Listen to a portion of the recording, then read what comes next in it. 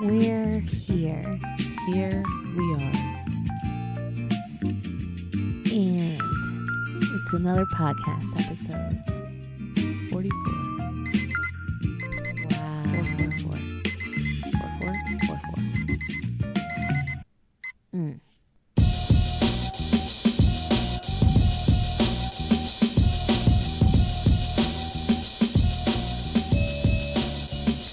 Yo, What up? what's up, everybody? Welcome to another episode of See You in Rome. This is Yo. And this is Rome. This is episode number 44. That's correct. Yo, before we dig in, just want to point out this is the best podcast of 2018, undisputed. Damn Skippy. If you want to dispute it, send us an email at seoinrome@gmail.com. Yep. Also, if you want to get yourself some merch, specifically t-shirts, hoodies, or crew neck sweatshirts, head on over to afgoclothing.com. Yep. And we have a discount code for you. That's XIOANDROME15. That's Zio and Rome 15. I actually know someone who just copped one. Tell me about it. Yeah. Orda. I don't know if you've seen her on our social media. Orda? Yes. Okay. Yeah, she just copped some and she's waiting for it to come in. And I told her, take a picture, tag us in it. We gonna holla at you. I'm really looking forward to seeing this. That's Yes. dope. Yo, thanks for the support. All right. So I got some notes. Got some things going on in like social media. Let me start off with something fun and light. Okay. The Kiki challenge. Yes. Kiki, do you love me? Are you riding? Say you never let me leave from beside me. I don't know that part. Yo, we got in on the challenge. Hopefully you guys enjoyed that.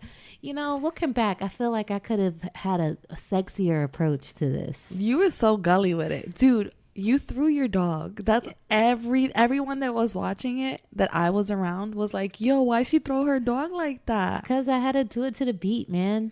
S. Dot from Random Tandem Podcast was dying. I know, I saw that. Yes. Listen, no dogs were hurt during the Kiki challenge. Correct. You know, he was good. He knew what was going on.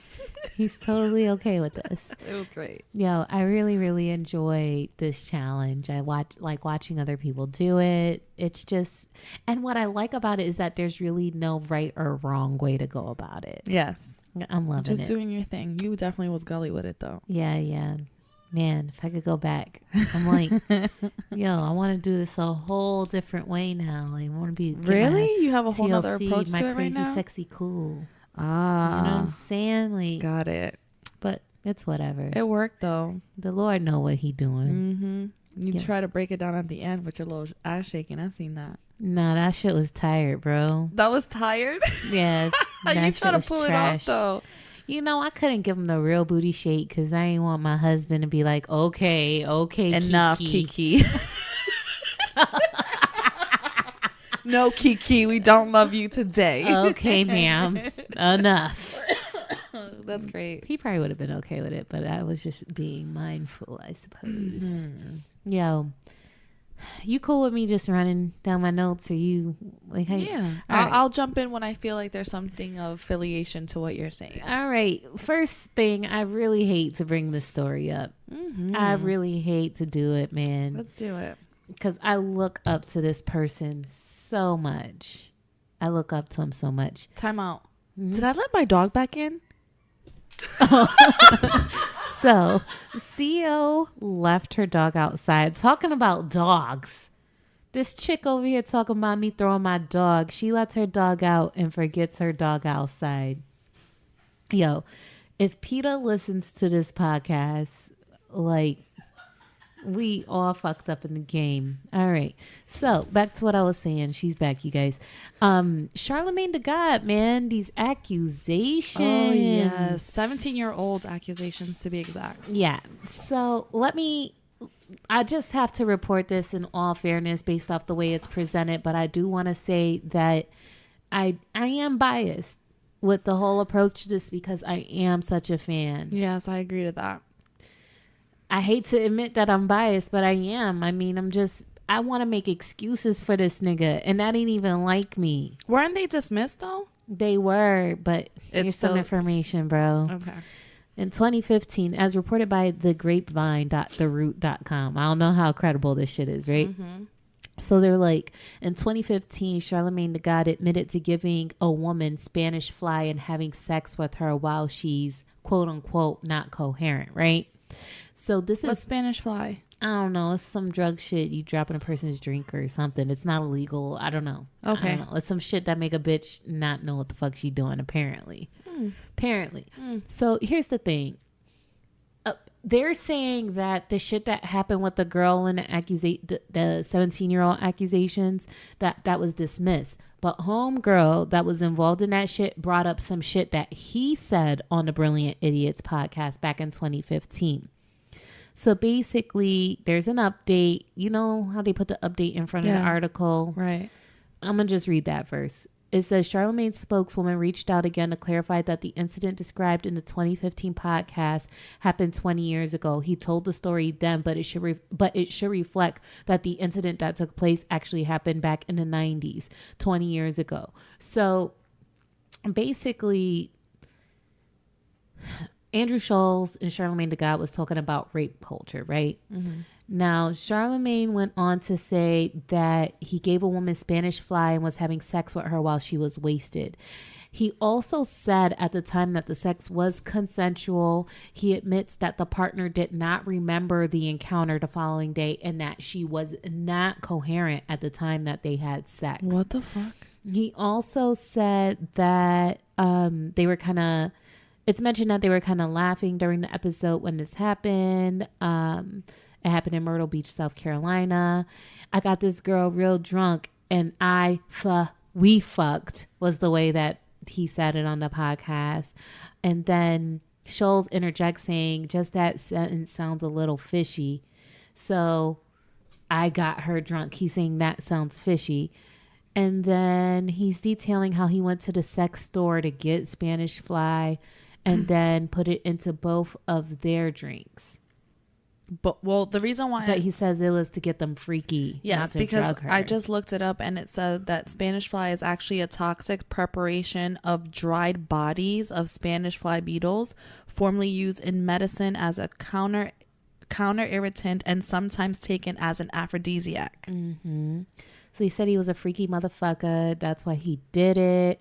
Scholes asked if she was passed out. He said she wasn't coherent, but she was up. And he was like when you're blacked out.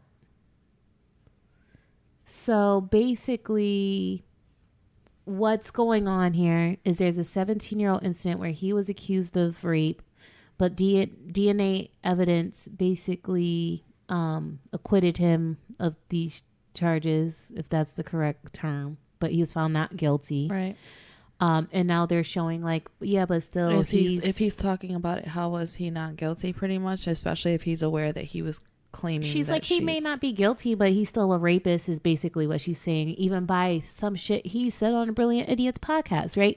So I guess they're also referencing the fact that when Charlemagne talks about rape culture, for example, when he talks about it candidly on let's say, for example, The Breakfast Club, I've heard him say yo, the thing is that we were raised with rape culture. We were raised that it was cool to do this and do that back in the day. You know what I mean? And that is factual. Yeah. I don't want to say that makes it right or wrong, but I mean, I feel like for me, I kind of want to judge a person by the character of who they are today, not something they did 20 years ago when this wasn't a thing. Yeah, I mean, clearly it was a thing, though, if the charges were 17 years ago, though. So even at that time I'm talking about the Spanish fly thing. I see what you're saying. The only reason why we know about the Spanish fly thing is because he was telling the story himself on the podcast. Right. I mean, I think that what is kind of not a red flag in the story, even though there's quite a few red flags. Well, there's several red flags. I think that he stated that he put it in his drink as well. Mm-hmm. And the fact that when I looked it up, it shows that it is an aphrodisiac. It was probably something that people were taking as ecstasy. Mm-hmm. But then if she didn't know that he put it in her drink, then that is a major red flag.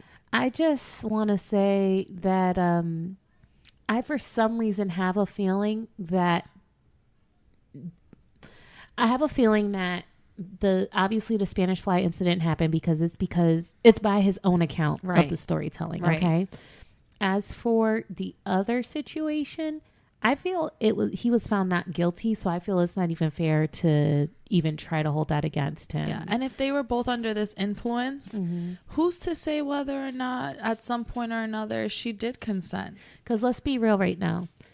If fucking pudding pop dude Bill Cosby. was found not guilty, I'm not gonna keep holding it over a nigga's head. Like, if you were found not guilty, like, However, to play devil's advocate, but if new incidents present themselves, then it's like I'm still looking at you like you a creep. yeah. But do you believe in the saying that just because time has passed doesn't mean that you're not supposed to pay for your actions? You're not supposed to pay for not pay consequences for your actions? I think what it comes down to is that usually when these rape incidents happen, there's only two people in the room when it happens. Yeah. And if a person's found not guilty, I feel like for me to convince myself that a person's guilty is like, I have to ask myself, like, why am I trying so hard to find this person guilty? Is it because I don't like them? Is it because I do feel that there's evidence supporting that they definitely did it? Like, I really have to analyze why I'm doing that.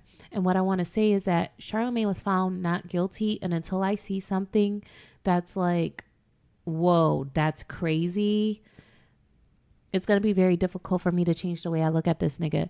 And then as for the Spanish fly story, he was telling the story himself, and that's the only reason why we know it. So it kind of makes me feel like, well, if Shorty felt any kind of way, she could have did something about it. He was comfortable enough telling the story. He kind of acknowledges that looking back, like, whoa, that was kind of fucked up. So it's like, again, it's hard for me to look at this dude like he's a monster, but now I don't know. He himself has said on quite a few episodes where he's like, you know, like you stated, we lived in the 90s in a rape culture and we didn't even necessarily address it as that.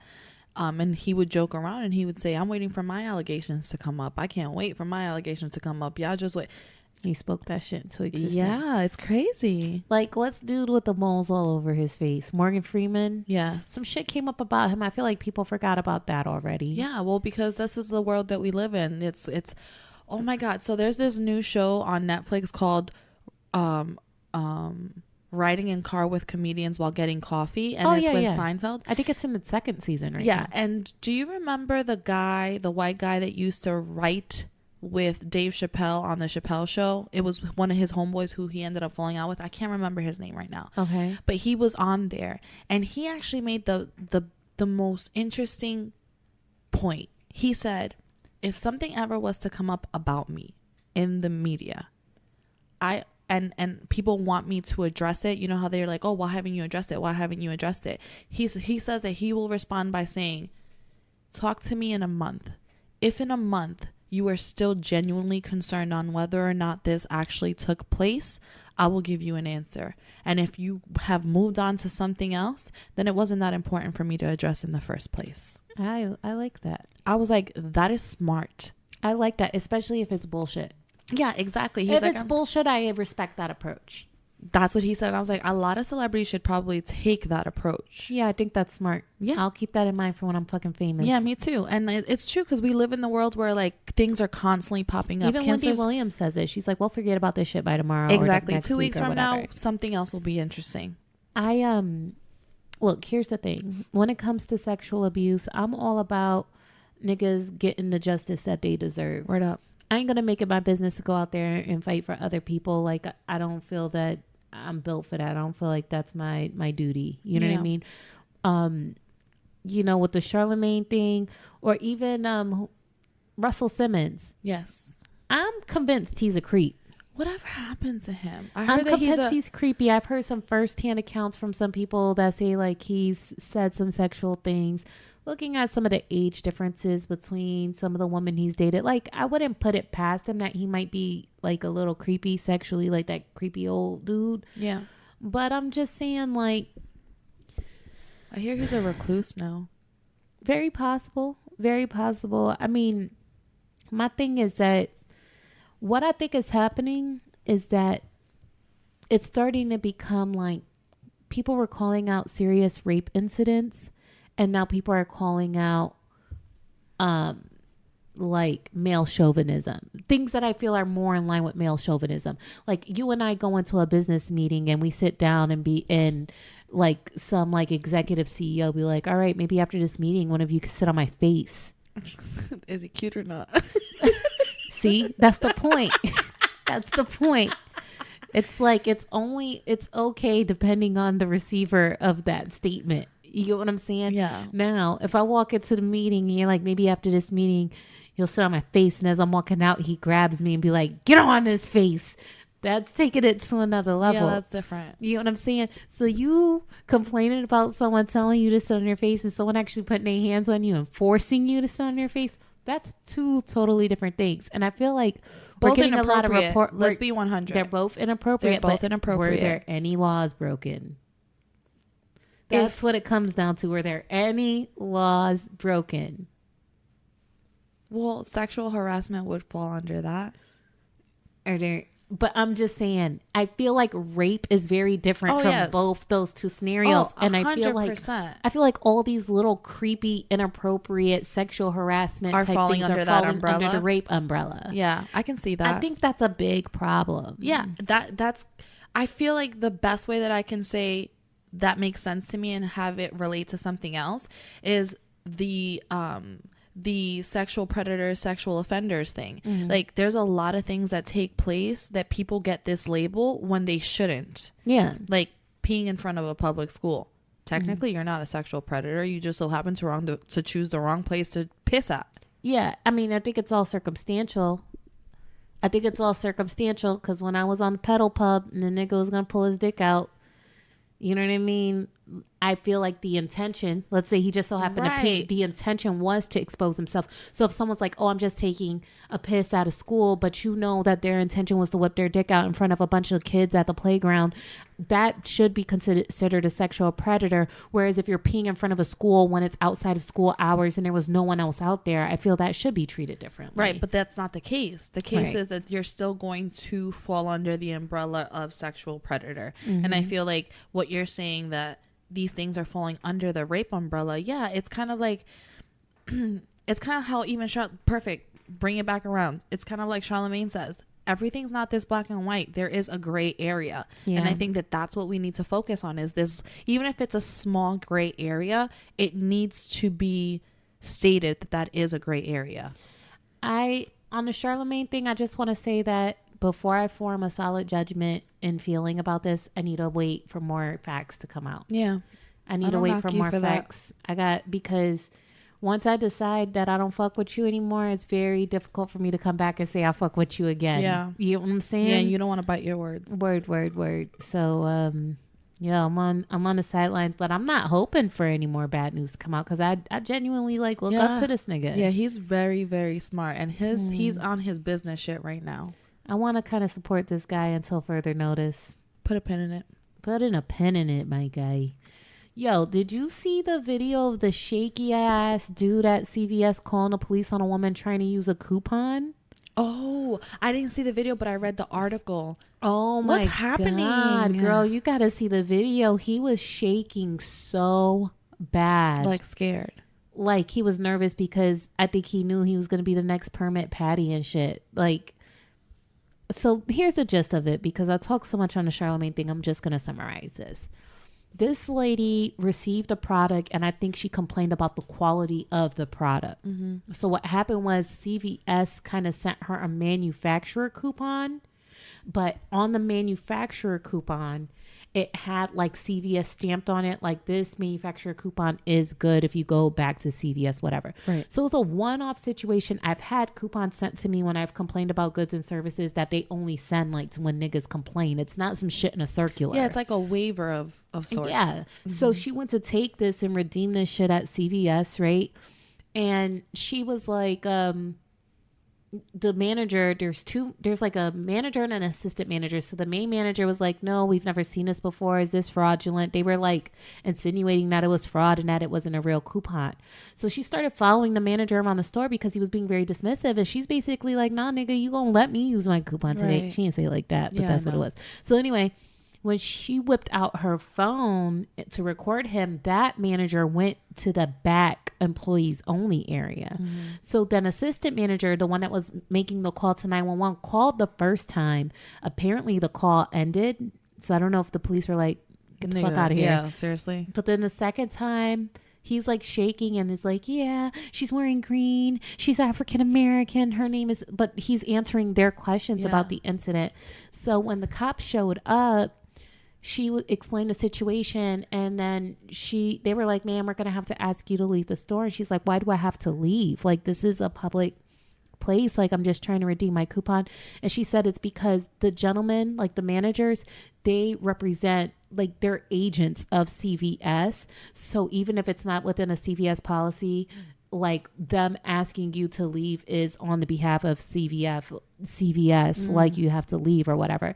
Which So is she why a left. lot of these people are getting fired, because technically these corporations don't want to affiliate with that type of action. So he's under investigation. They haven't fired him yet, but they need to. Yep. She's upset with the police. She's upset with CVS, whatever. CVS issued an apology.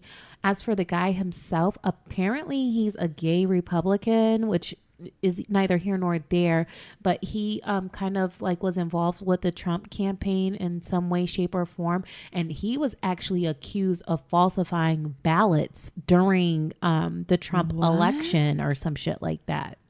Yes. Interesting. Yes, but then is working at CVS and accusing homegirl of falsifying coupons. Right. Well, maybe because he felt like it was too close to home. My thing is like, dude, if you shaking like you got the Parkinson's joint, like You're going to hell, you but- should. I'm just being real. Gotta get it shaking like Parkinson's. Shaking like a Polaroid. Wait, shaking like a Polaroid, right? Yeah. No, shaking like a salt shaker. Yo, word to Kanye, but he was like, I'm just like, if you're shaking that much during the 911 call, shouldn't that have been a sign that you should you shouldn't be doing this? Yeah. Like, isn't that nature trying to tell you hang up the phone, my Yeah. nigga? Like, Yes. Stop right now. like this ain't natural. Yeah. This nigga just like, I wish people could see your face right I can't- what am I doing? This nigga's like, what? now. Like his bottom lip is quivering like, I'm on the phone with 911 over a coupon. This is what I'm doing. Who am I? Bruh. It's like his body wanted to be like, hang up the phone, and he was fighting that shit, Yeah. fam. Yeah. That's what the fuck this shit looks like, yo. Yo.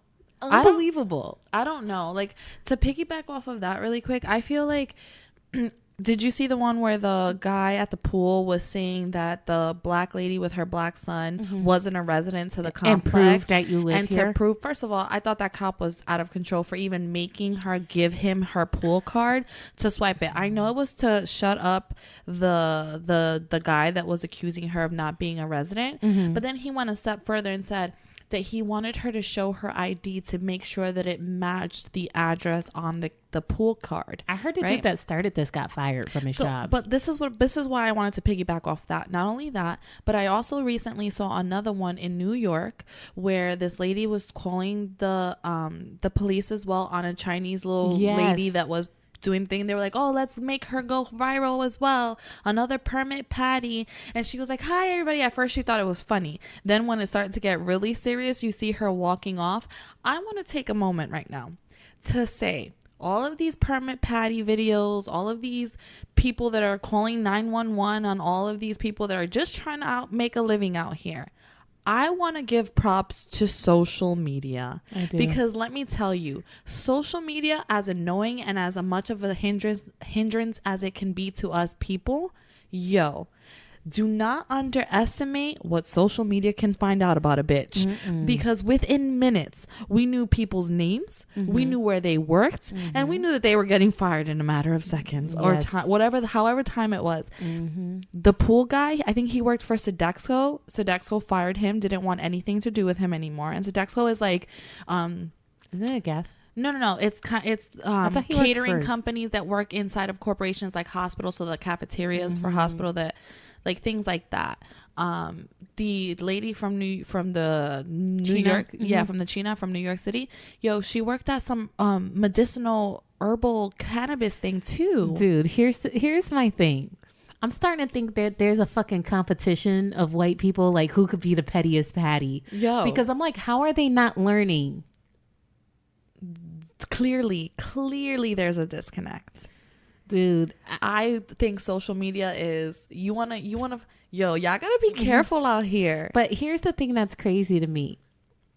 Like, can I be 100 with Yeah, of y'all? Can I course. be 100 with y'all? Tell We us. got major corporations supporting people illegally selling goods on the street. Pretty much. And I'm just like, I feel like they don't have to apologize for that. Like, legitimately, I just feel like these people, okay, there's this thing called a good Samaritan, meaning you're not an officer of the law, but you're calling out, you're doing something good for someone else. You're doing a For good society. Samaritan. But what these people are doing is the opposite. They're out there to be bad Samaritans, right? Right. And I don't know if they think they're going to be rewarded at the end of this or whatever. They basically got time on their hands to try to play police. That's what they trying to do. Trying to play police for no reason. But when it comes down to it, if a person's doing something illegal, are they really in the wrong for being petty to the point where they should lose their job? But I just feel like, let's be 100, since you want to be 100. I feel like I understand what you're saying, but how many illegal things do we see on a daily on the streets that we should really be calling the cops for? Yeah, like switching lanes without a turn signal. Not even Know just what I'm that, saying, like- turning this nigga in front of me didn't use his turn signal. I've seen people that License plate 225 WQZ. a few episodes ago, quite a few episodes ago, we talked about these guys that are filming their friends slapping girls or hitting girls, and nobody's doing anything. I don't see the establishments where this is happening calling the cops. That's something worthy of calling the cops. I agree. Do you want me to tell you what I think is really going on with these companies firing these people? What? And y'all might be wrong, What? but I might be right. Okay. So let's say, let's use any real life example. So basically, Permit Patty's going fucking viral, right? Mm-hmm. And they find out that Permit Patty works at CVS. Yes. Okay. CVS is like, oh shit, this is going viral. This is an advertisement opportunity to show these motherfuckers that we care about the people. For sure. They are using this as an advertising opportunity and an opportunity to show that they care about people. For sure. And also not to lose business, meaning like, oh, I feel like they want the first piece to be, oh, we're getting rid of this guy because we don't want to lose people. We don't want people to think that we stand by this morally and ethically. And oh, by the way, this video got 1 million views. Fucking CVS, nigga. Yes. Yes. I agree 100%. And we're having race the sensitivity training. Yes, like Starbucks did. All eyes on us. And all they have to do is look at what we're doing. And all they have to do is get rid of one employee and replace them with someone else that'll make $12 an hour. Exactly. It's like, nothing. You are tribute. You literally are our sacrifice, and in the Yes. process, we're making more money. Yes. So thank you. Yes. Yes, I agree with that 100%. Yes. Yes. We fucking cracked the code. What the fuck? What? My dog just farted. Anyway. That is moving the on. deciphering, yes. Moving on. Moving on. Mamba. Yo, there's this drug called Mamba. It's basically spice, synthetic weed, whatever. I had to look this shit up Isn't because it called spice? Is it like the same thing? Yep. It can go by spice, Amsterdam Gold, Devil's Weed. That shit makes people go crazy. Fam. Listen, I saw the first person I saw post this video was Huey Dunbar from DLG. The second person I saw post it was Noriega. Mm-hmm. Nori. Yo, this nigga is literally standing in his car door and he's like stuck doing the Matrix, fam. And the person that's recording him is like, oh, is this that video that you had shown me the other day? Did I send it to you? Yeah, he's got like a red shirt on or something like that. Yo, the person that's recording it is like, bro, you okay? Bro, you okay? Yo, I'm going to post this on our Instagram. But I need to know what drug is doing this. Spice. For sure. Either that or those bath salts. That's what I was thinking. Yo, that shit is a real thing. Yo, stop with these synthetic drugs, bro. And by the way, I know somebody that just overdosed over heroin. Like, why is heroin making such a strong comeback? Because it's cheap. Dude, it's cheap. Cheap. It's the cheapest shit right now. Really? Yes. Yo, stop, guys. People are dying in these streets, fam. Yeah, it's not worth it. It's definitely not worth it. Yo, that shit is killing niggas. Stop. If you're listening to this podcast and you do heroin, stop heroin. I will buy you a CO and Rome sweatshirt if you stop. Yo, message me. Like, let me know that you quit heroin. Stop. Niggas our age and younger are doing heroin. I feel like heroin was a 90s drug. Late 80s, early 90s. Like, why? Who made this shit popping again? People that weren't getting high off of the regular shit anymore. Oh my God, this is terrible. Yeah. Stop it. Listen, shit is getting crazy out here. Yeah. Speaking of getting crazy out here, did you hear about the 5G towers? No. Oh my God. Okay. I'm about to tell you. Don't take my towers away, man. Listen. So according, supposedly what's happening is that a lot of these mobile carriers are wanting to start these new updated, upgraded 5G cell towers. Mm-hmm. But in comparison to the normal towers that we have now, they're closer to the ground and they're in a lot of areas where normal people reside. So what's happening is that they're doing this for faster data for all of us. However, there's been studies that these towers are making people sick.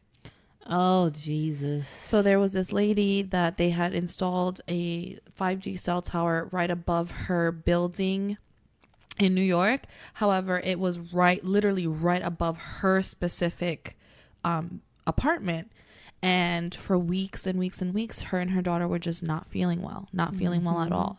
Her daughter started to complain about numbness in her arms and legs. Ooh. Yeah, would literally be fatigued all the time. Ooh. And she realized that it only started to happen when these 5G cell towers were put up.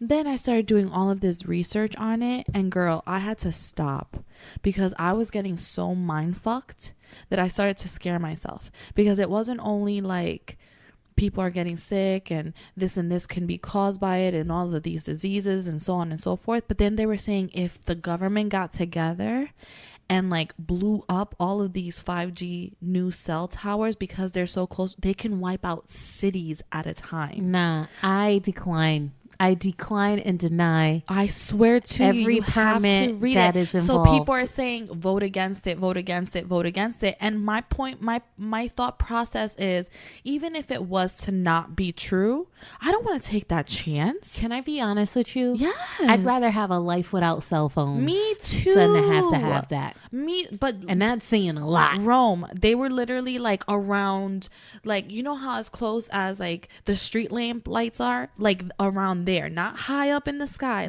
around there. And they were saying that if they wanted to, because of the power that they hold and they're in so close proximities, they can wipe out cities at a time. All right, we got to move to a country that ain't allowing this shit. Bruh, I'm going to France, bruh. Do you think Canada does that? I don't know. They got some bomb ass maple syrup. It's true. I was watching a documentary on that shit. I'm ready. We just need to go off the grid. I'm putting syrup on everything. You know what I just realized? That's like the movie Elf. I was sorry to change topics, but I was watching this maple syrup shit, and they were talking about how valuable this maple syrup is. Niggas was stealing barrels of maple syrup, right? Really? Yes, they were swapping out the maple syrup barrels with barrels of water. That's it was a maple syrup heist. It was the biggest robbery. That's like when you steal liquor from your parents and fill it up with water. It was a warehouse full of maple syrup, and there was this big heist of maple syrup. What the fuck were they doing with it? selling this shit. This shit is like, there's Gold? even laws on how maple syrup producers can go about selling syrup. And there's this bitch that's fighting the maple syrup police. Maple syrup is very fucking serious, Wait, bro. maple syrup has its own police? In Canada, like there's this union basically that polices The maple syrup? the way the maple syrup is grown, distributed. There's like rules and laws. Get the fuck out Yes, here. kind of like big agro, the way they try to control Yes. farmers. It's like that with the maple syrup shit, my nigga. That is crazy. It's Yo. like liquid gold. I don't know the name of this shit. I just was watching it, and you know, I was caught drinking syrup as a little kid. I told y'all the story, right? Yes. Okay, like syrup is like real to me. So, you know, I was in my pantry yesterday, and I saw some Aunt Jemima, and I was like, yo, is this shit real maple syrup? Because I'm trying to be more natural, which I'm going to get to in a right. minute. And I looked at, and the first ingredient was corn syrup. So now I'm questioning whether or not I have had authentic maple syrup ever in my entire life. So if you haven't, and then you have it, do you even think you'll like it? Because technically it's going to taste completely different than what you're used to. I want to hope that at least once in my life that I've had real maple syrup. I don't know, fam. We live in a cruel, cruel world. I hope I haven't been having fake ass maple syrup my whole life. Like, yo, I need to find out. Son, this is a cruel world. So I don't know. I'm sorry, I don't know how I went from 5G cell towers to syrup. Yeah, I But don't the know point either. is, other countries. Yes, other countries. That's the solution, because it's scary. It's really, really scary. It's really like I can either die or I can either die. Like there's no like I can die a slow, painful, torturous death, Yeah. or I can just be blown up. Yeah. And all my peoples too. yo, I want to talk about something. It's kind of a rant. Okay.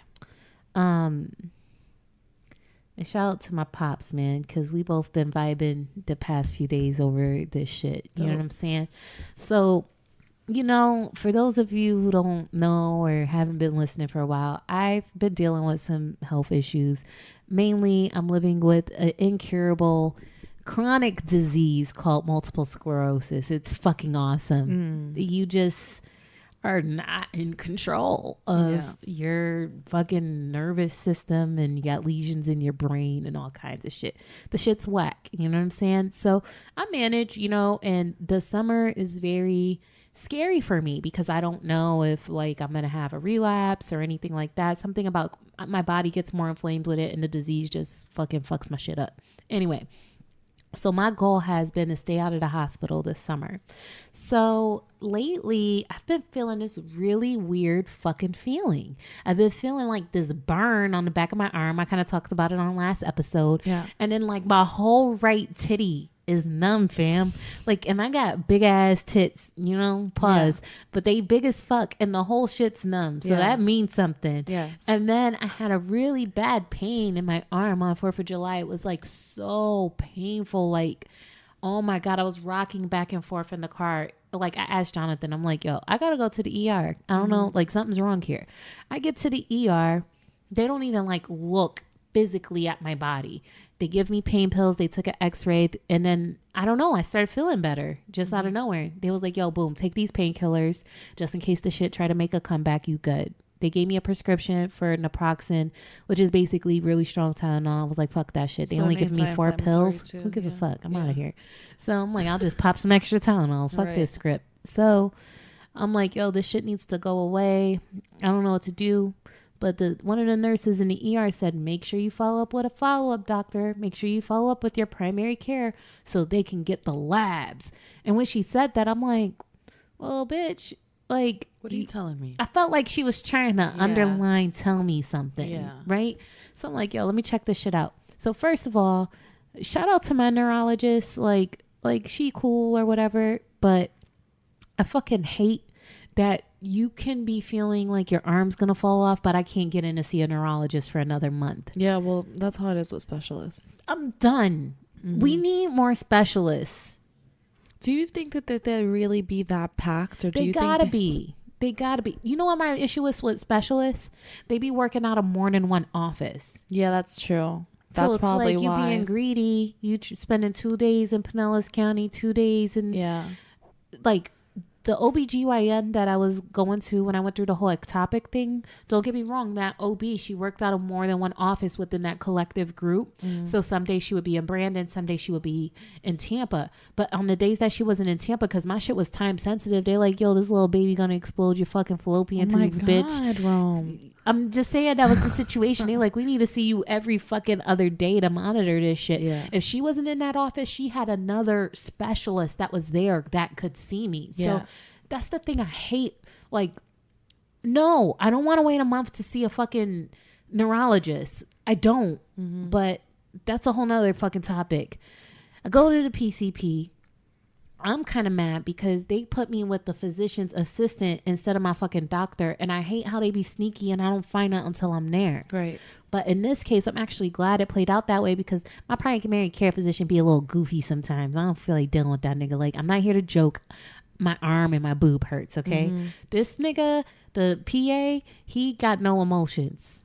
He's just straight to the fucking business. Sometimes you need that, though. Sometimes you need someone that's very like, listen, yes, that's what it is. Yo, he was like, yeah. I'm telling him what's wrong with me. He's like, yeah. So he's like, yo, put this gown on. Leave your fucking bra on. But, like, I'll be back. He comes back. He's like, do you need a female chauffeur or are you good? I love that. I was like, yeah, my nigga, I'm good. I'm like, the fact that you even asked. Yes. You get kudos, right?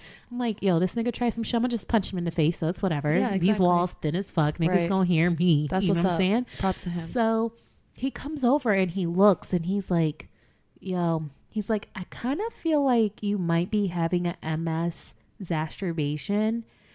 I know that sounds like masturbation, but it's something else. It's like a lapse. He was like, but I also think this might be something viral. Right? That's what he says. Yeah. He says, I think this might be something viral. Then he's like, have you ever had shingles? I'm like, what? Yeah. I'm like, ain't that an old people disease? He's like, yeah. He's like, you know what I'm going to do? I'm going to put you on an antiviral that I want you to start immediately. Then I'm going to give you some steroids. He's like, because with MS, they like to put you on a steroid drip, right? Right. He's like, I read a study about a year ago that there's not much of a difference between a steroid drip and you taking it orally. So I'm going to just give you oral steroids so you can like not be in the hospital for 3 days. I'm like, yes. He's like, but you have to go get an MRI right away. You cannot start taking your steroids until after the MRI or it's going to fuck the MRI up. He's like, so basically what I'm doing is I'm ordering all the labs. So then by the time you get to your neurologist in a month, boom, she already got the MRIs. You're already on a steroid pack. He's like, I'm just basically helping her do her job. And I'm like, yes, he's being proactive rather than making them be reactive at the end. Yes. So that's smart. He's attacking something that may be attacking you before they even tell you what's attacking you. Boom. I'm like, yes. So I'm like, shingles. Time to start fucking Googling. Oh, Lord. I'm Googling and I'm like, yes, numbness, pain, shooting. Yes. But he's like, do you have a rash? I'm like, no. I'm reading about the rash and then I'm like, I see this rash and it has like little bubble, like little bumps and they look like little pimples. And I'm like, oh, I had little pimples like that on my chest, but a bitch was on her menstrual cycle. I thought I was breaking out, but I think it was the rash trying to come out. Then I noticed I got a rash under my armpit later on that night. And I'm like, oh my God, here's the fucking shingles rash, right? So the PA said to me, he said, if this situation gets any worse after you leave here today, I want you to go to the ER. So this rash is like itching me so bad. So I'm like, you know what? I'm going to go just in case because I don't want to die, you know? I don't want to die. I go to the ER and them niggas was like, bitch, go home. That's basically what it came down to. Like, the doctor was like, that don't even look like a rash to me. And I'm sitting here like talking to my husband like, I really think these white doctors don't understand that rashes look different on black people. Yeah, they don't look as blotchy as they would on a white person. Like it's purple. Yeah. It's like it's more it's like flaky a little bit. Like I know how a rash looks on me. Yeah. And I'm looking at my armpit like, how does this not look like a fucking rash to you? How does this not look like a rash to you? It itches. It's purple. I don't know. This is getting kind of gross, but my point is I'm feeling a lot better. Good. And I want to give props to this nigga. I kind of want to do a Google review. We should Yelp him. I want to Yelp this nigga because he went off of a hunch. He didn't have any lab work or anything. He went off of a hunch and a just in case. Right, and made it a point to attack two possibilities. He said, I'm going to give you the antivirus. He was like, even if it isn't viral, he's like, it's not going to hurt you to take exactly. it. And the steroids, just in case it is a relapse of your MS, boom, we got that covered too. So whatever comes back, you're still covered. And if nothing comes back, you don't have any sort of like negative effect by what you've been given. Now, what I want to say is I'm feeling fucking great. Good. I'm feeling fucking amazing right now. But here's where I'm really about to go ham. So let me brace myself. Okay. I've decided, effective yesterday, Okay. that I'm done. With? I'm done treating my body like a fucking trash can. I'm fucking done. I'm done. I'm done and I'm done. What made you come to this? Because I'm 32 and I have fucking shingles. Have MS. Last year I had sepsis. I've gained so much weight because I've been fucking depressed about my health situation, the way I've been feeling. And I've just been emotionally eating because I'm like, oh my God, I feel like shit. Let me just fucking make myself get a feel strawberry better. culotta because a nigga ain't feeling shit today. I'm fat. Okay. And it's cool because I'm cute fat. You know what I'm saying? Like, I'm Lord cute, Jesus. but I'm fat. Let's keep it a buck. I can't. Being fat is affecting me in other areas of my life. And I'm just like, you know what? This is just wrong. This is just fucking wrong. At the end of the day, I control what the fuck I eat. And I'm like, what's the reason why I'm not eating healthy? What's the reason I'm not working out? Oh, I'm not working out because I feel like I'm in pain when I after a fucking workout because of this disease. Well, nigga, I'm in pain when I don't work out. So Word. what pain you want, bitch? Yeah. That's what the fuck I'm saying to myself. Yes. I'm talking to myself. What pain you want, bitch? You're going to be in pain either way. You might as well be in a pain that's going to make you a better person. That's going to benefit you. I'm going to eat fucking vegetables and fucking diet shit every day. What's the problem? Oh, I'm going to be miserable as fuck because I ain't eating all this delicious food. Well, bitch, you miserable as fuck because you fat and you in pain and While you got you're medical eating that bills. delicious And, you know, food. and I'm like, you know what? I need to just pick the better struggle. You know what I'm saying? Pick your poison. Because what's going to happen is if I keep fucking doing this shit that I'm doing right now, I'm going to be one of them Puerto Ricans that's like, on life support at 55, and we know who the fuck they are. I'm just saying they're out there. Yeah. We see them in our community that are 55. We see them in our family. We see them in our families, and it's no disrespect to anybody. Yeah. But it's a difference, like, especially me working in banking, I see what people's date of birth be. You know what I'm saying? Yeah. And it's two different 55s out there. Oh, for sure. You know what I'm saying? It's J-Lo, and then it's like, oh, hell no. You know what I'm saying? Yeah. And I ain't trying to be that, oh, hell no, with the swollen ankles. Yeah. and There's the Halle walker. Berry and oh, hell, Larry. You know what I'm saying? Yeah. It's like two different things. And I'm like, I got to make decisions now to avoid being that raggedy ass bitch. You know what I'm saying? Yes. Now, shout out to all the raggedy ass bitches. I ain't Yes. coming at you. But I'm just saying the time is now to take control of my life. And it's up to me. I've been miserable doing what the fuck I'm doing. I'm just going to try something new. And I went and got the fucking Gazelle Edge off Amazon, $128. If you want a link, I'll at your girl. You know what I'm saying? A bitch about to be bad as fuck. Okay. I got that Oikos 000 Greek yogurt. Yo, we got plans coming up. She's gonna be. We gotta get plickety plow. Don't let me get fine as fuck. Yo. Don't do it. I'm not saying. I'm just saying I'm gonna be feeling so good about myself that I'm gonna be unstoppable. Anything I want to do, it's just gonna be like, boom, let's do it, nigga. Done. You know what I mean? Because when you look good and you feel good, you got that confidence. You're more ambitious with the way you're more beastie with the way you approach your goals. Everything and all is that motivated. shit. Every move you make. Everything, yo. Like, I'm just so happy with this decision that I made. Good for I'm you. so happy.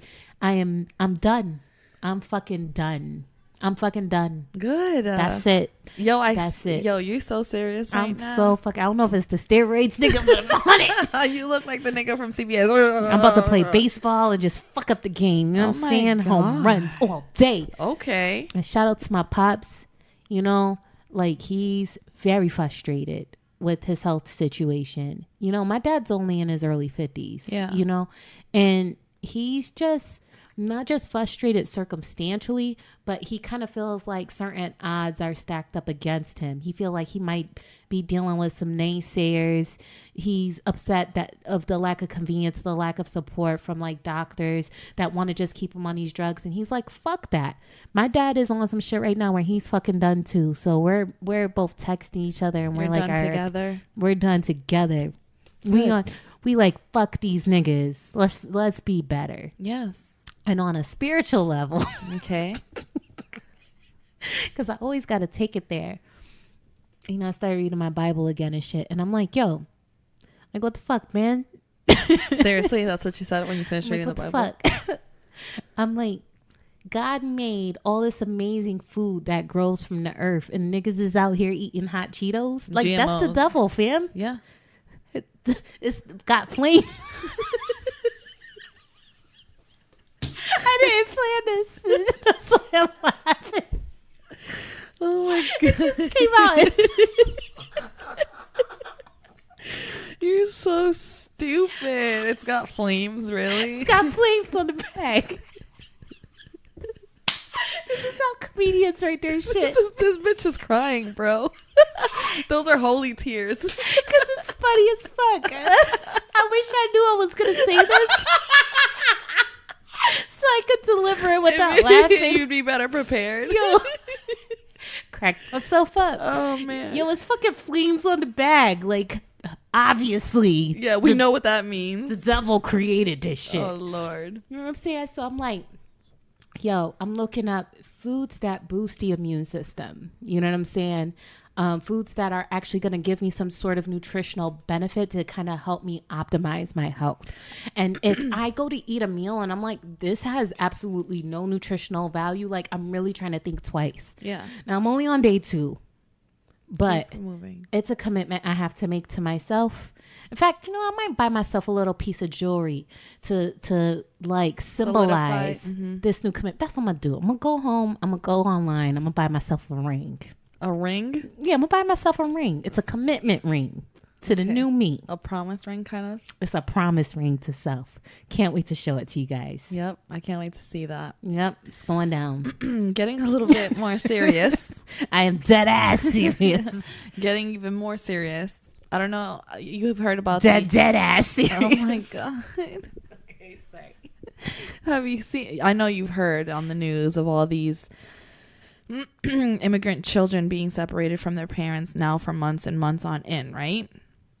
Mm-hmm. Okay, so you have seen the videos. Yes. Okay, they're like sleeping on the floors. They're being covered with these whack ass aluminum little thingy majingies, whatever. Mm-hmm. Well, recently a lot of these kids have been slowly released back to their parents. Mm-hmm. Bro, I do not know what's happening, because a lot of these videos that I've seen that these kids are being released back to their parents after months and months of not seeing them. These kids are like zombies, Rome.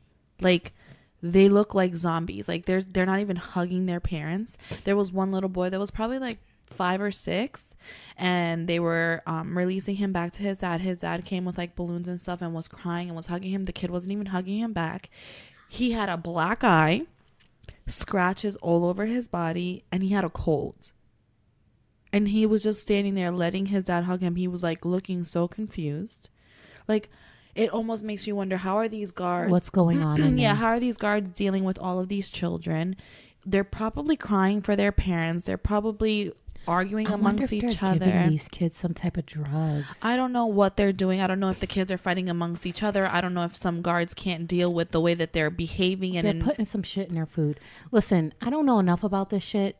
But what I'm saying is that's a very unnatural response to when you've been separated from your loved ones for that period of time. Especially when you think about 5 or 6. They're giving them something. You're 5 or 6. I'm going to show you the video when we get off of here. 5 or 6. you're aware enough to know this is my mom or this is my dad, and you're going to be excited to see them. This kid was literally just like staring at him. Again, black eye, scratches all over his body. He had a cold, and he was literally just like standing there. His dad picked him up and was like walking him out of the building. He's like, his legs were like stiff in the air, like he didn't want to be carried. It was the weirdest thing. And it was like quite a few videos like that. And I'm like, what's happening? It's like drugs, bro. I don't know, like either that or they're like extremely traumatized. I think trauma is a big part of it, but there's just no way. I think there's trauma from the way they were treated, but I definitely feel like something happens. Something's going on in there that we don't know. Now, this is where I thought you were going to go with the story. The fact that this has been going on since Obama administration. Yes. I mean, it's more numbers now, but it still has been happening for a long time. I think that we have to be clear of that. Here's the challenge I'm having. I feel like it didn't start with the Obama administration. Oh, of course it didn't. So here's the thing. Of course it didn't. Think about it like this. Probably like the Clintons. Maybe before that. Yeah. Who knows how long this has been going on. But the point is, think about it. You get a job as a president. These shits are in place already. How do presidents go about picking and choosing what they want to stop and what they want to step on without... Like, you've seen Scandal, right? Yes. Scandal makes it seem like it's not as easy as a president saying stop. Of course not. Like, a president could say stop, and then some other bigwig is going to be like, no, nigga, you stop this shit, we killing your ass. Right. You know what I'm saying? And I'm not saying that that's the case with Obama. I'm just saying that I want to know how this has been allowed, how it's been allowed for so long, and I want to know the inception story behind this shit. Yeah. And listen, to be completely honest with you, the way that I see it is I'm not blaming it on, I don't blame this on this being a Trump thing. I'm saying that no matter where it started, no matter how long it's been happening, no matter how or why or when or where, none of that. I don't care. Wrong is wrong. You should never be separating. There's 8-month-old babies that are in here and have been in there for 2-3 months on, like, with this whole situation. How are you okay? I wouldn't be able to do that, whether I'm part of the White House, whether I'm part of the guards that are watching these. How do you go in and day out knowing that these children, I want to know what they have these kids doing all day. What's a day in the life? They got them doing shit in there? I don't know. Is this modern day slavery? I need to know what the fuck's going on. I don't know if they're just caged in there for it's like prison. It's like prison. Like, I would rather you send them back where they came from than to hold them in a cage. Absolutely. I mean, I'm not saying, I'm never down for the term go back where you came from. But in this case, situation, that is very okay. You came from is better than being held here in a cage. Do you know? And I really hope I'm not inappropriate in saying that. I listen. I feel the same exact way. I think freedom is very important. I feel like freedom is, what's the word I'm looking? It's a human right. And here's the thing, it drives me insane because I just think about my baby reacting that way, even though he's not that much of a baby anymore, and I'm just like, I wouldn't be able to be that dad to just hug him and like kiss him and be okay. Like, I'm trying to take niggas out.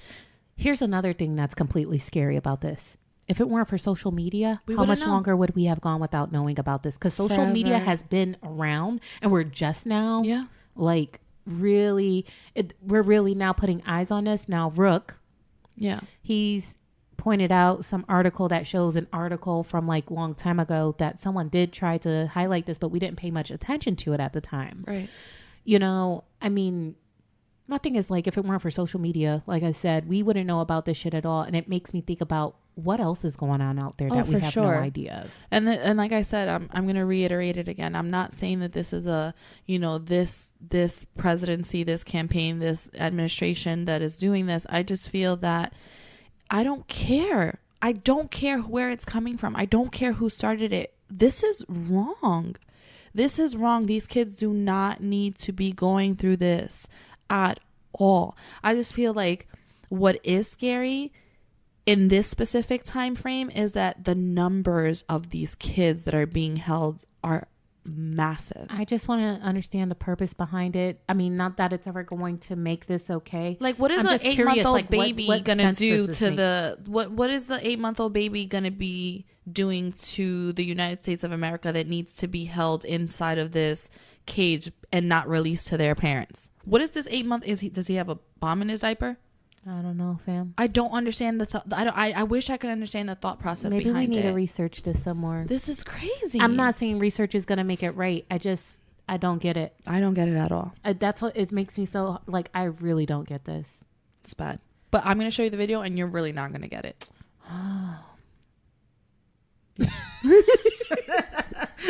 Yeah. I'm moving on to lighter things. Okay. We talked last episode about the song Boot Up. Boot Up. Mm-hmm.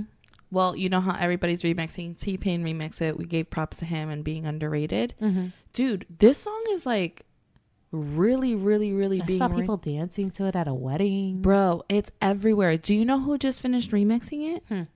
Cassidy. Oh, shit. Yes, bitch.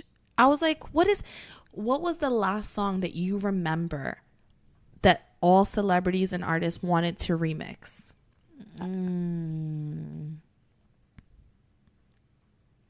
I don't know. The last one that I can remember that was this popular that I felt everybody wanted to get their hands on was Touch It with Busta. Touch it. How's it go? I feel like that just had a lot of people on it. Everybody was trying to remix it, but you though. know what two songs had a lot of people on it? The one with Chief Keef. Fuck nigga, that's that shit yeah. I don't like. Yeah. Yeah, that one. And then All I Do Is Win had way too many All features. I do is win, no matter what.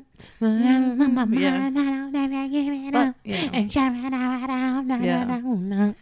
That's true. I'm naming but this but podcast think Hot Cheetos from Hell, by the way. That's dope. That's dope. For real. But I feel like that was a long time ago. What do you think? That was like the early 2000s? Yeah, I mean, it doesn't happen that often. But this is that new song for me. Yeah. Cassidy, T-Pain, mad celebrities on it. Who was that one that actually got the remix? Nicki Minaj, I think it was. Nicki Minaj and who was it, Somebody 21 else. Savage or Some something? shit. Like, I don't know, which I didn't like, by the way. Yeah. But anyways, trash. I feel like you should look it up because a lot of people are remixing it. Yeah. What do you got over Definitely. there? Yo, I mean, that's it for me. Really? Yeah. Okay, well, I'll continue. So, I have a question for you. Yeah. Do you think that the DJs today are real DJs? It depends. I feel like it's a lot of DJs that are just on computers, but they don't respect or understand the art of DJing. I do feel that there are DJs that understand and could kill it with the art of DJ that do use computers if they're doing like a club night. Mm-hmm. But if it came down to it, they can still DJ. But I feel like DJing has deviated so much from what it was originally. So my thing is that this is going beyond answering the question, so I apologize. No, that's cool. But my point is, like, let's say we're in podcasting. I think it's important for us to understand the roots of podcasting and understand who the movers, the shakers, the art that goes behind it. I feel like we should And- even know the art behind radio because that's where it technically stemmed from. Right. And I have a high level of respect for that. And, you know, I feel like I could educate myself even more, you know, but I feel like DJing is one of those things that you have to respect it, you know, because DJs have made so many things possible, have made so many careers possible. I mean, Technically, in my personal opinion, I feel like they're just such hip hop really did have a lot of thinking to do to DJs because a lot of rappers were basically coming to clubs and dropping rhymes to give highlight to the DJ that was mixing for them. well, you know, there's this thing called the 3 elements of hip hop, right? Mm-hmm. It's the DJ, the b-boy, and the MC. Right. I'm just going based off my memory right now. I should Google this. And shit. when you say b-boy, you mean like the hype man, correct? no, like the Dancer? like Okay. break dancing and stuff like Yes. that. So without the DJ, I just feel like that hip hop can't Wouldn't exist. exactly. I agree to that. And I just feel like if you were to get an old school DJ and a new age DJ, there's no way that I would put my money on the new day DJ. I mean, that doesn't mean that they're not talented and they haven't worked at their craft, but the way that I want to compare it is kind of like the new age mumble rap with like a true hip hop lyricist. I feel like you can't really compare the two, and the originality that comes behind it. I mean, I think that I like the hybrid of the two. You know, if you could take the computer situation and you got some scratching skills and all that shit, like, That'd be I dope. can fucks with it. Yeah. You know, and just coming from a place of someone that fucks around with music and all that, BPM calculation is a huge part of DJing, right? But that's a thing that I don't think a lot of new age people know. I feel like a lot of old school DJs could tell BPM just by listening to the track. You know what I'm saying? Whereas new age DJs, all they do is load it into the computer and it tells them the BPMs, right? So, you know, when a DJ like either speeds up or slows down a song so they can transition two songs with different BPMs together. Yes. I feel like that was being done without BPM calculators. Yes. You know, it was all about having that one Listening. headphone in one ear. All right, I got the tempo right. Now I'm about to blend these shits. Oh shit, song about to end. Let me run it back. Yeah, You know what I'm yeah, saying? Like scratch that it. whole strategy of just trying to keep the party rocking and all that. Like that took a lot of work. That's And real talent. Yeah. That's what I'm saying, where it's like, that's a better word, like the raw talent of understanding this is what I need to do, more work behind it rather than just put in something into the computer and having it do the transition for you because it's calculating everything accordingly. Now, I am of the thought, like, work smarter, not harder. Like, obviously, if you have this tool now that can tell you your BPMs, this, that, and whatever. But one thing I can't stand is a DJ that just has a prefix set. Every time you go, he mashes the same songs together. There's no creativity. You could predict what they're going to play next. Like, I'm all about surprise me. Do some shit off the cuff. Yeah. I want to hear a different set every time I show up to one of your events. I want to hear some scratching. I want to hear you chop some shit up in a way that I've never heard it put together before. Yes. Like that's the shit that I can respect. There's this DJ called Chu Fu. He does a lot of EDM stuff, so I don't really fuck with him that much. But I've heard him like some fucking blend some like EDM with hip hop in a way that I'm like, oh my god. That's real talent to me. Or like the dudes that mash up like the Biggie in Star Wars. What was it called? Fuck. It's like Biggie Death Star mix. That's not necessarily DJ like party rockin' DJing, but just like the creative mix and infusion of those things. Like I really respect people that think outside the box. So let's say the Biggie Death Star thing. And if you guys have never heard it and you're a fan of Biggie and you're a fan of Star Wars, Look it up. it's a must. Like they mixed up I love it when you call me Big Papa and Luke, I am your father. Like you see that it's like it's creative Yeah, and it's Papa. like, yeah, Father. and I'm just like, wow, I love that. So I would say that the new school art, that's an example of new with old school creativity. Right. I like that blend. I can see that. That would be the hybrid that you're speaking of. Yeah, I have an appreciation for that. I personally, in my opinion, I feel like there's definitely way more talent that had to be there for old school DJs. Like you had to have that talent because it wasn't just you putting something in there and hoping for the best, because people would also call you out on it. Yeah, like, yo, you whack. Yeah, people would boo you. And I don't know, I was just thinking about that because I actually seen this DJ and I was like, I don't know, like they just have a computer in front of them. They have this little digital thing where they're just moving it back and forth and then that's it. And it's In like the catalog. yeah, and it's like what really, I don't know, I feel like anybody can be a DJ right now. Yeah. If you study the computer programs and stuff enough, you got it. I will say though, people ain't dumb and they giving credit to the real DJs. Like they're going to be like, yo, I go to this club or I hire this DJ for my events because he's like the shit. I feel like DJs who still have the craft in them get the credit and recognition they deserve, and they do set themselves apart from the guy that just sits behind the computer and that don't do shit. That's true. You know what I'm saying? That's true. I think ultimately, regardless of the progression, technologically speaking, that real talent's going to be acknowledged. You cannot deny raw, authentic talent. Yeah. You just can't. So, yeah. I have one last one. Yeah, go for it. Okay. So, we spoke about this earlier. A spoka. We spoke about this earlier. Social media really got people fucked up around here. In what way? In like the way where I feel like social media has become a platform where I feel like it's allowing everyone to have an open door to so much more than we would have in the past. Whether it's exposing yourself, whether it's being aware of what's going on around you, building your business up, all of these things. But I feel like a lot of people have depended so much on social media that their real life interactions are so awkward. Yeah. It's so bad. Well, we were just talking about like the whole immigration cage incident and how if it weren't for social media, we probably Which wouldn't is a know what's going on. So with that said, I do feel like social media is like a double-edged sword, right? Right. When we talk about socially and the way we communicate with one another, I definitely feel like it's had an impact. I feel like it's brought a lot of relationships closer, and it's found ways for people to keep in touch even if they're not, you know, we could be across the country and still be like close in each other's lives in some way. It's nothing, you know. There's no long distance phone calls and all that shit that used to happen back in the day. Happening. You know what I'm saying? Right. You in the loop because you see in photos and all those things are great. Right. However, a lot of social skills, a lot of people don't have them because they're a slave to their fucking phones.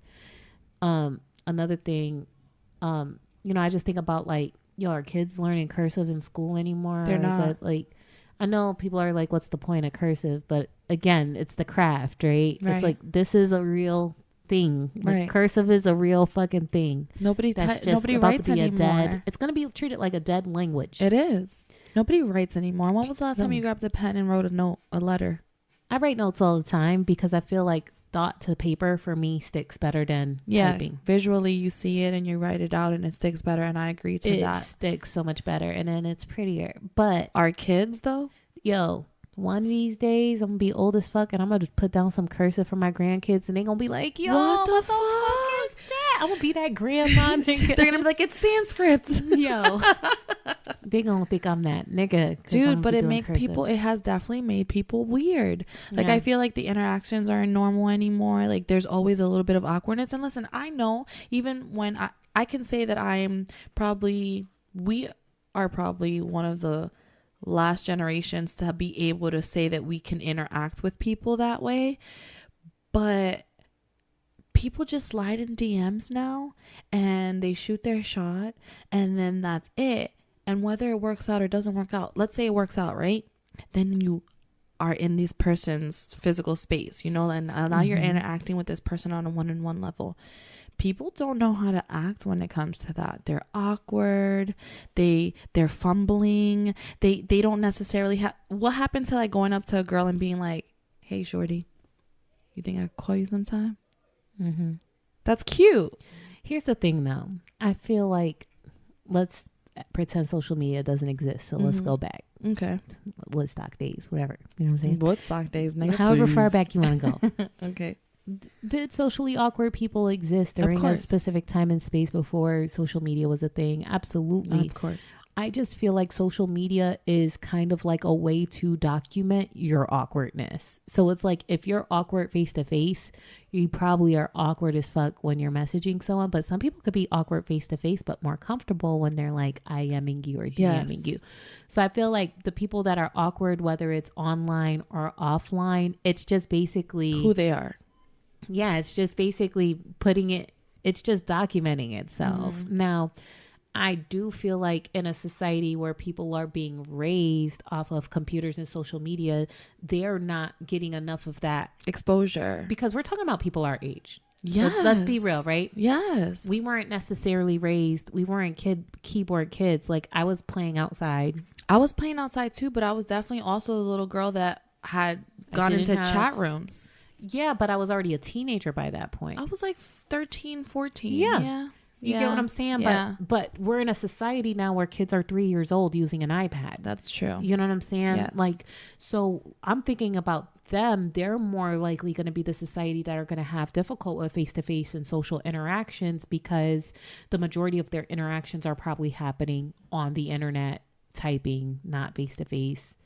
Whatever. So I feel like if you feel like you're already seeing like residual effects of that amongst our generation, right? Imagine the ones to come. Dude, it's going to be weird. It's going to be weird. But I think that that's so sad especially for people our age, because I'm like, what do you do? Like, It's up to the parents, though.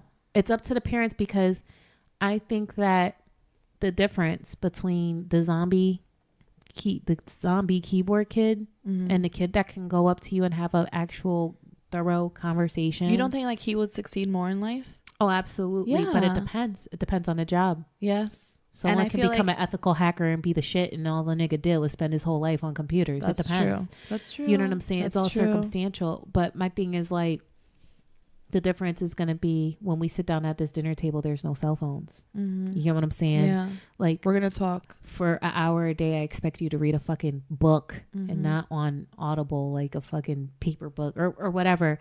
Like, I just think that it's our responsibility to make sure that we are teaching the ones coming behind us those social skills. And if we don't give our children or that next generation, we don't teach those lessons, then we kind of somehow fail in a sense. Absolutely. Because we do have control up to a certain age. Now, they're going to come to a certain age where they're going to do their own fucking thing regardless. But a lot of these shits are ingrained in their brain when they're fucking babies, toddlers. Now, I'm not a parent yet, but if I ever become one, will I have an iPad to give to my kid while I'm trying to have dinner at Applebee's? Yes. But we gonna have some social interactions. We gonna be, Dora ain't a thing, but we gonna be watching shit on TV. We're gonna have conversations. I'm gonna be working the shit out of them social skills. My baby gonna be using big words for no reason, just like me. Yeah. You see how I speak to Xavier? Yeah. Like, I try to be as real with him as possible. Sometimes I'm like very sweet and to the point, but there's other times where I don't care. I'll be that mom. Yeah, I'll say it to you guys right now. I will be that mom that I'm like, listen here, little nigga. See, the fuck I just said to you. People like us, we have a certain level of intellect.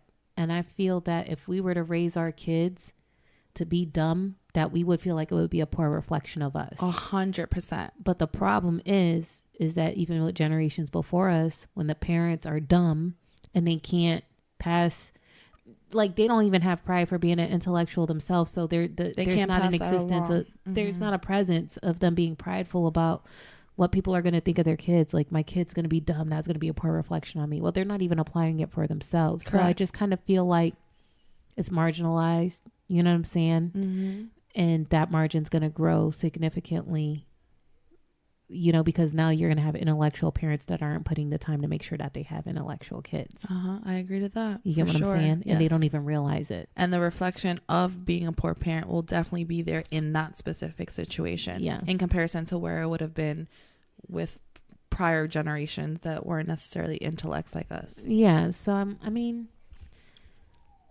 social media is a factor, but it doesn't have to be. It does not have to be. It does not have to be. But a lot of people don't necessarily think the way that we think. There's definitely quite a few people out there. I know a lot of friends and associates that I know and we know think the same way that we do. But it's very few far in between that actually play it out like that for their children. I mean, here's the reality of it. Like, I'm very fortunate to have the career that I've had and the direction that I'm able to go in my life. You know, we're both entrepreneurs. We have ambitions and goals, and we're like, yeah, nigga, let's do this shit. You know what I'm saying?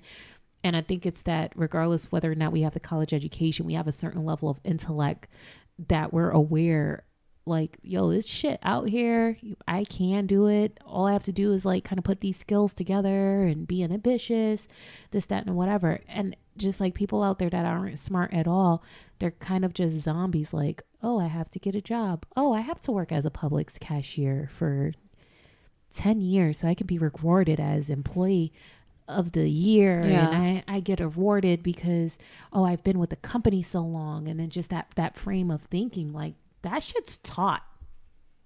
You know what I mean? Oh, you have to stay with this company for a long time. And like that's like, it's kind of slave-like mentality. Yeah, I feel like we're almost being programmed to think that way. It's programmed. Yes. You get what I'm saying? So it's like you already got that working against you. So if you're not taking the initiative to teach your kids, like, no, don't fall into the... Yeah, venture out. See what else is out there. See where your talents are. See where you thrive at. Like, yeah. Even if you fail, you learned that lesson and try something else. Yeah, it's like... People are okay with staying stagnant. Yeah, because here's the thing. There's even smart ass people that are not intellectual. Mm-hmm. You get what I'm saying? Absolutely. Like they're super smart at what they do, but they're just like in this fucking box. You know what I mean? I don't want my kid to be like that. I want my kid to feel free, that they can do whatever the fuck they want to do with their lives, and that they feel confident and empowered enough. And if they don't have those social skills, they're not going to feel that. Yeah, I feel like, honestly, to make this go full circle with what you're just saying, I feel like social skills are a form of being an intellectual, therefore giving you kind of like the whole package to make you be able to succeed further. Yeah. Yeah. Yeah. So, that's all I got, fam. Yo, just go back to being a DJ. You know what I'm saying? Like take DJ back to the original art and shit. Yep. And try and not make your cell phone your heart, and see what else. Lift your head up sometimes and see what's around you. Yo, get off your cell phone and clean your house. I've been doing that a lot more lately. Get off your cell phone, clean your house. Get off your cell phone, because these 5G cell towers are gonna fucking kill us all. Get off your cell phones and love the people around you, because Stop niggas ain't gonna be around patty. forever. Stop looking at these yumly videos and putting trash in your body. Yep. You know, stop eating hot Cheetos from hell. Yep. You know what I'm saying? And don't be a permit patty. Just realize that sometimes you gotta just let motherfuckers use a coupon. Let's stop. Let's be less robot and be more human. Yep. That was good. I'm out, man. All right, yo. Thank you for listening to another episode of CO in Rome. We'll catch you guys on the next one. Bye-bye.